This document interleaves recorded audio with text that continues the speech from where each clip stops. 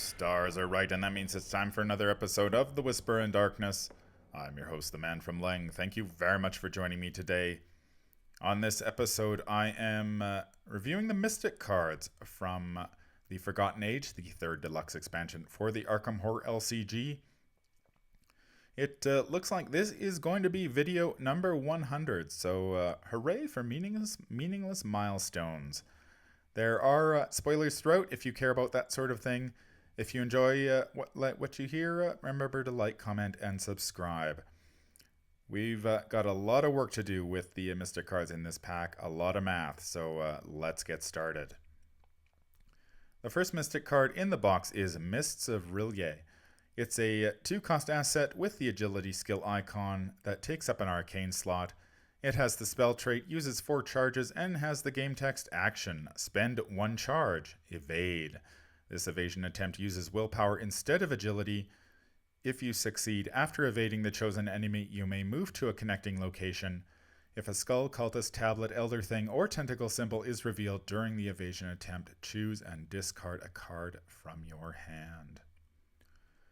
When it comes to evasion, Mystics have had a few options besides the vanilla evade action.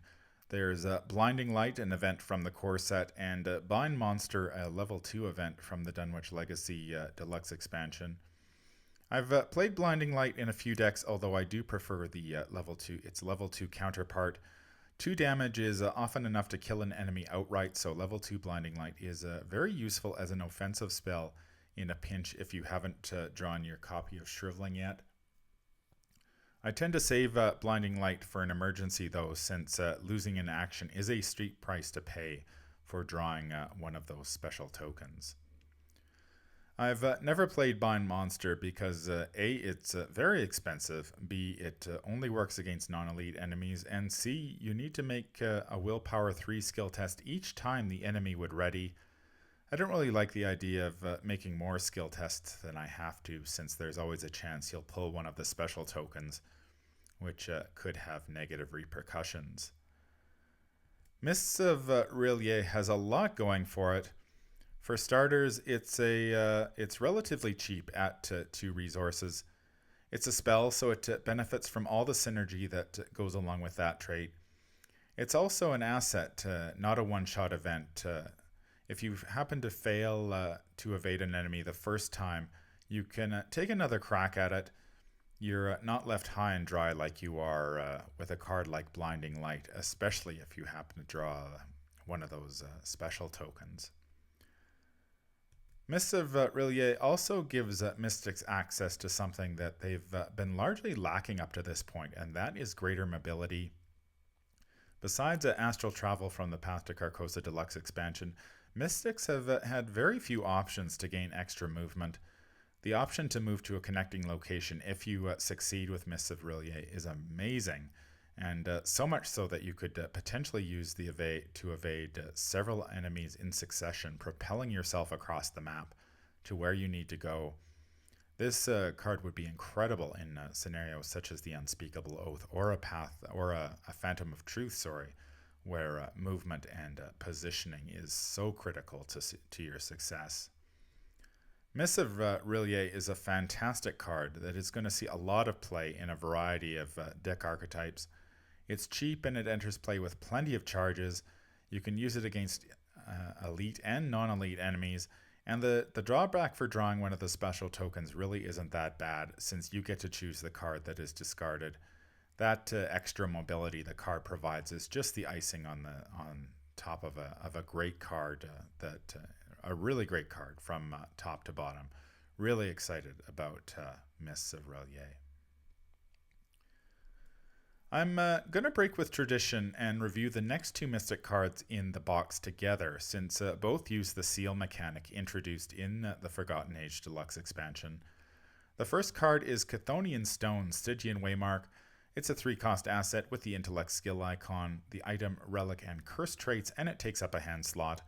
It has the game text seal a skull, cultist, tablet, or elder thing token. Forced, after you reveal a tentacle symbol during a skill test, return the Chthonian Stone to your hand. The second card is Protective Incantation. It's a 1 cost asset that costs 1 experience point. It has a willpower skill icon, the ritual and blessed traits, and it takes up an arcane slot. It has the game text group limit 2 copies of protective incantation in play. Seal any token except for the tentacle. Forced at the end of your turn, you must either spend 1 resource or discard protective incantation. Sealing tokens is a new mechanic introduced in the Forgotten Age Deluxe expansion. It's a relatively straightforward mechanic, but it's worth taking a moment to review the rules that were included in the Forgotten Age expansion. When you play a card that seals a chaos token, you must search the chaos bag for the specified chaos token and place it on top of the card, thereby sealing it. If there is a choice of which token to seal, the card's controller gets to choose. If the specified token is not in the chaos bag, the card cannot enter play. A sealed chaos token is not considered to be in the chaos bag and therefore cannot be revealed from the chaos bag as part of a skill test or ability. When a chaos token is released, it is returned to the chaos bag and is no longer considered sealed. And if a card with 1 or more chaos tokens sealed on it leaves play for any reason, any chaos tokens sealed on it are immediately released and returned to the bag. If you play the Chthonian Stone, for example, you search the chaos bag for a Skull Cultist Tablet or Elder Thing token and place it on the card. The chaos token remains on the Chthonian Stone until you draw a tentacle, at which point the Chthonian Stone returns to your hand and the sealed token is returned to the chaos bag. So it's a pretty straightforward mechanic and a very interesting one, as we shall see. There are currently 3 cards that use the seal mechanic: the Chthonian Stone, Protective Incantation, and Father Mateo's signature asset, the Codex of Ages. If you manage to get all 4 cards in play at once, you could potentially seal 4 tokens, giving you a great deal of control over the Chaos Bag. The big question here is it worth spending the resources, actions, and slots to seal chaos tokens? I'm not entirely convinced that it is, unless you're willing to go all in on the mechanic. Now, it can be quite daunting to model all of the possible outcomes of sealing tokens because the contents of the chaos bag and the values of the tokens themselves fluctuate a lot from campaign to campaign and scenario to scenario. You also need to factor in the level of difficulty. However, I think it's worth taking a look at the math to get a better idea as to the impact of sealing on the odds. Let's assume for a moment that we're playing the Untamed Wilds, the first scenario in the Forgotten Age campaign. If we're playing on standard difficulty, there are 14 chaos tokens in the bag at the beginning of the campaign. 1 + 1, 3 zeros, 1 - 1, 2 - 2s, 1 - 3, and 1 - 5. There are also 2 skulls, 1 Elder Thing, and the Tentacle, and of course the Elder Sign. We also assume that there are 0 vengeance points in the victory display, which means the skull tokens are zeros. If there are no sealed tokens, the odds of passing a skill test are as follows. So what do all these numbers mean? Well, the rule of thumb in the Arkham Horror LCG is that on standard difficulty, you want your skill value to be at least 2 greater than the difficulty of the skill test before you pull from the chaos bag. Every skill icon or resource you commit to the skill test after you hit that +2 threshold is subject to diminishing returns. As you can see from the chart, the rule holds true for the Untamed Wilds. If your skill value is 2 or greater than the difficulty of the skill test, you have an almost 8 in 10 chance of success. Personally, I really like those odds. If there's a test I absolutely must pass, I might consider committing extra cards and resources to hit that +5, which means I'd be trumping every token in the bag with the exception of the Tentacle. Most of the time, however, I'm going to be perfectly happy if I'm sitting at +2 before the pull. Now, one of the quirks of the Untamed Wilds is that if you are poisoned, the Elder Thing token becomes an automatic failure rather than a -2. As we can see from column 2 on our chart here, If you're sitting at +2 before the pull, poison trims your odds of success by about 7.14%.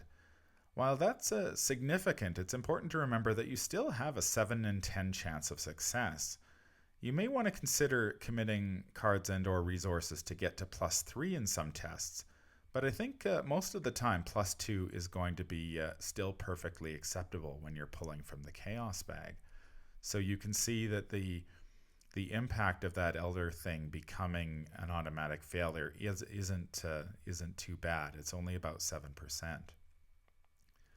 Now let's assume that we play the Chthonian Stone or Protective Incantation to seal that Elder Thing token, which leaves us with 13 Chaos tokens still in the bag. As you can see from the chart, sealing the Elder Thing token has very little impact on your odds of success unless you are poisoned. In fact, unless you are poisoned, your odds of success are actually slightly worse if you are up by 2 before the pull. If you are poisoned, sealing the Elder Thing token is more attractive, although the odds don't change as dramatically as you may expect. For example, if you're up 2 before the pull, your odds of success improve by only about 5.49%. Generally speaking, you still want to be up at least 2 before the pull, and if you want to trump the bag, you need to be at +5. So the question here is sealing the token worth the action and the 3 resources in the case of the Chthonian Stone? Personally, I don't really think it is. It's not changing the odds that dramatically. You're moving them, a few percentage points either way, and you're spending an action and 3 resources to do that. I just don't see it having as big an impact as I might like. So what happens if we seal the -5 token with the Protective Incantation? Well, I think this is a slightly better play, which is probably the reason why Protective Incantation costs experience points while the Chthonian Stone does not. The odds suggest that you still want to be up 2 before the pull. However, if you want to trump the Chaos bag, you only need to hit that +3, which will save you some cards and resources in the long run. So that Protective Incantation is quite a bit better than the Chthonian Stone in those circumstances, because suddenly if you needed to hit +5, now you only need to hit +3, and that's quite good. The problem with this plan, of course, is that Protective Incantation will cost you an action and 2 resources the first turn, and a resource every turn thereafter.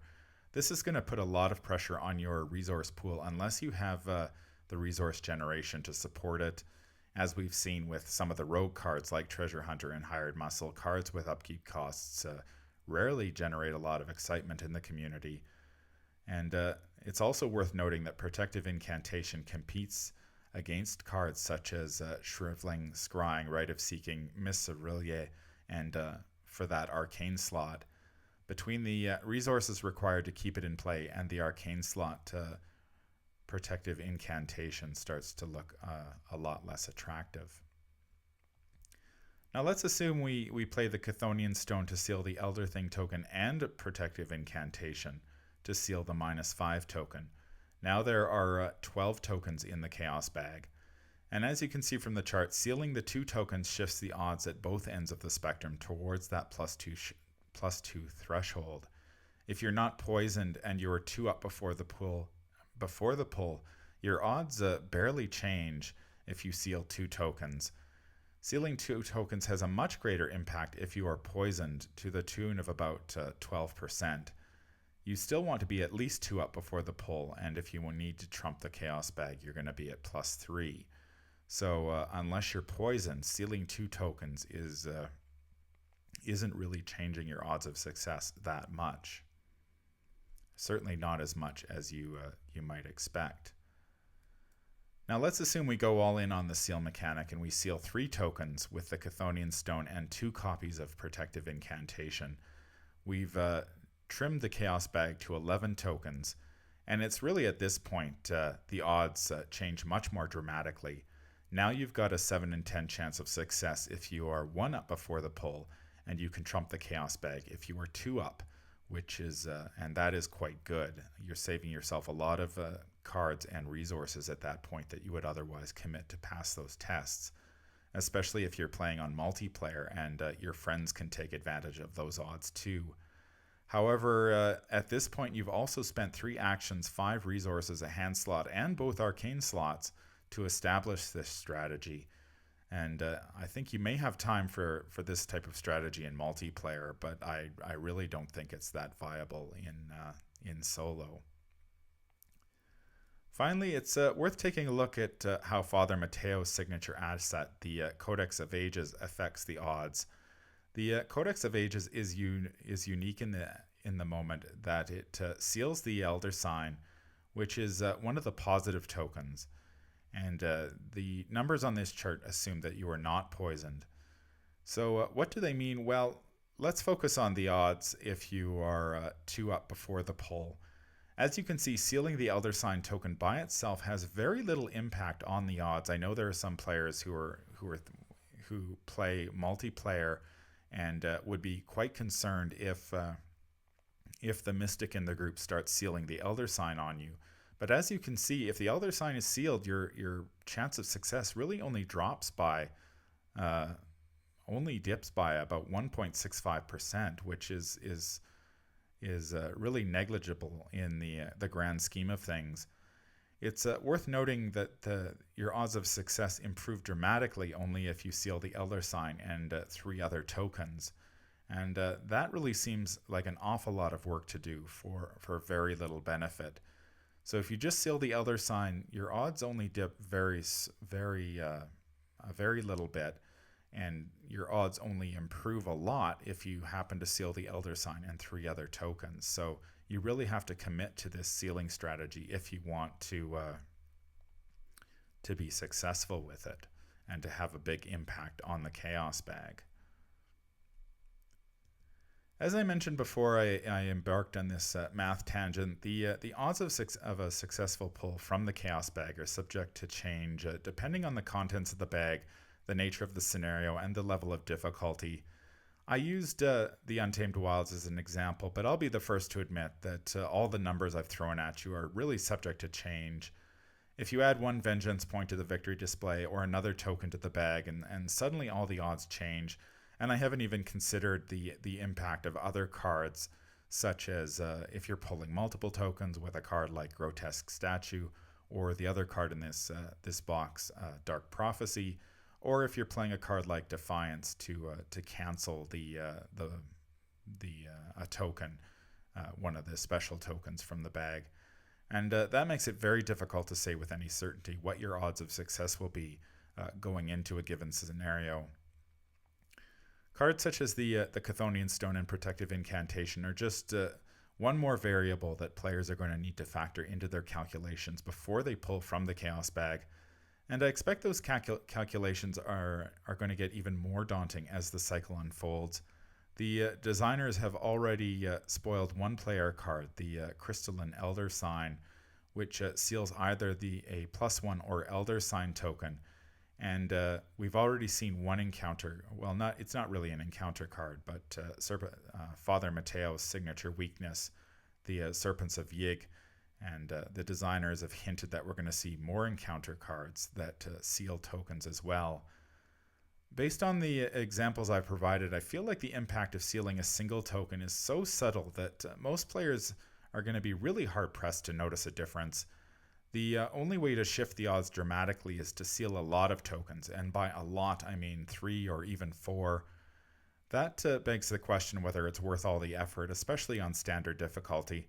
I'm not convinced that it is, since you'll succeed most of the time anyway, as long as you're 2 up before the pull. As long as you can hit that +2 threshold, your odds of success are fairly good, and you're really not going to change them that dramatically unless you're sealing a lot of tokens.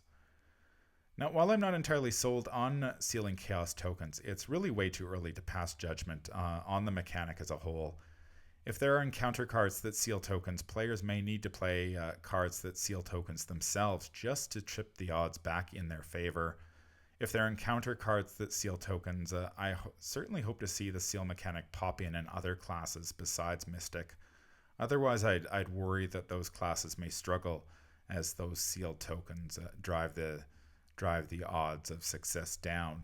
Although, as we've seen, if we do see an encounter card that seals a token, it's not going to dramatically affect the odds of success.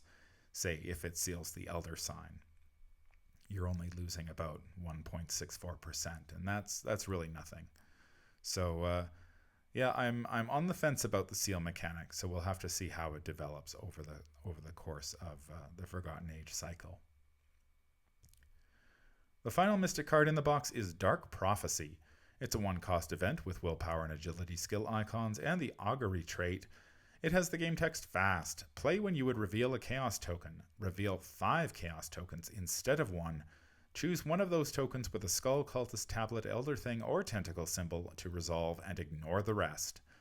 If no such token is revealed, choose any one of those tokens to resolve and ignore the rest. Dark Prophecy is a card that combines two things that a lot of players hate: math and special chaos tokens.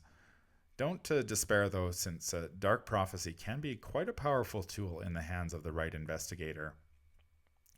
Speaking of math, let's take another look at the odds here. If you're playing Curtain Call from the Path to Carcosa campaign on standard difficulty, there are 15 chaos tokens in the bag. 3 of them are skulls, and there is 1 tentacle. If you reveal 5 chaos tokens with Dark Prophecy, you have about an 84.62% chance of drawing at least one of those tokens. After you complete Curtain Call, the odds of drawing a special chaos token rise to 95.80%. But that still begs the question, why the hell would you want to draw one of those special tokens when special tokens are usually absolutely terrible? Well, if your name is Jim Culver, drawing 5 chaos tokens is a great way to fish for a skull token. Jim treats the modifier on skull tokens he reveals as 0, so if you want to improve the odds of passing a skill test, Dark Prophecy is your ticket. If you're playing Father Mateo, you can also play Dark Prophecy to fish for the tentacle, which he can cancel and treat as an Elder Sign. Dark Prophecy is also useful if you want to leverage cards such as Song of the Dead, a mystic asset from the Miskatonic Museum, or Jewel of Aureolus, a mystic asset from Where Doom Awaits, or Ritual Candles from the Dunwich Legacy. If a skull symbol is revealed during an attack with Song of the Dead, the attack deals +2 damage, while the jewel will give you an extra card or 2 resources. If you reveal a special token while the Ritual Candles are in play, you will get +1 skill value for this test. If Jim Culver is equipped with the Song of the Dead during the Path to Carcosa, his odds of pulling a skull or Elder Sign, which he may treat as a skull, are about 23.53%. If he plays Dark Prophecy before he reveals tokens from the Chaos Bag, his odds of pulling at least one skull soar to 67.65%. That vastly improves the odds that Jim will hit for 3 damage. If Jim has the jewel in play, he gets a card and a resource to boot, which is simply fantastic. Now, if you are really desperate to get a skull to get that extra damage, you could use Dark Prophecy in combination with Grotesque Statue to reveal 6 tokens, which would boost your odds to about 75.74%. Agnes Baker can also turn Dark Prophecy to her advantage. Let's assume for a moment that Agnes is playing the Path to Carcosa campaign and that she's engaged with an enemy with 3 health. She attacks the enemy with Shriveling, which will cause 2 damage. However, if Agnes plays Dark Prophecy, she has an 87.20% chance of pulling a special token, which would cause her to take a horror due to the effect on Shriveling. Agnes has that ability that can convert that horror to direct damage, thereby killing the enemy. So that is quite useful. At first glance, Dark Prophecy seems like a crazy card to play. We've had it drilled into our brains since the core set that special tokens spell doom, so that any card that pulls them from the Chaos Bag must be terrible. However, there are certain investigators such as Jim Culver and Father Mateo, and certain cards such as Ritual Candles, Song of the Dead, and the Jewel of Aureolus that actually get better if you pull one of the special tokens. Dark Prophecy significantly improves the odds those cards will fire. And I expect we're going to see quite a few cards down the line that trigger when a special token is pulled. So Dark Prophecy is only going to improve with time. That's going to do it for my review of the Mystic cards in the Forgotten Age. First off, Mists of Aurelia is a fantastic addition to the Mystic card pool. Mystics needed a better evasion option, and Mists is just what the Doctor ordered. The other 3 Mystic cards in this box remind me all too well of the math homework I had to do as a child, and I'm not necessarily sure that's a good thing, since I was the dumbest smart kid when it came to math, if that makes any sense at all. Some players with a knack for probabilities are going to love the Chthonian Stone, Protective Incantation, and Dark Prophecy. Others are going to look at these cards and just shudder. I'm somewhere in the middle. I really don't like the idea of having to do a lot of math to figure out what a card is going to do. But after running a few calculations, I like Dark Prophecy the most, since it has the greatest impact on the odds of success. The impact of the Chthonian Stone and Protective Incantation is much, much more subtle, perhaps a little too subtle on standard difficulty for my tastes. However, the seal mechanic is still in its infancy, and I'm really looking forward to seeing how the cycle fleshes it out. That's going to do it for this review. If you enjoyed what you hear, remember to like, comment, and subscribe. If you'd like to contact me, I could be reached at manfromleng@gmail.com. I'm also on Twitter at manfromleng. Until the stars are right, keep your shotgun close and your elder sign closer. Take care out there, and happy investigating.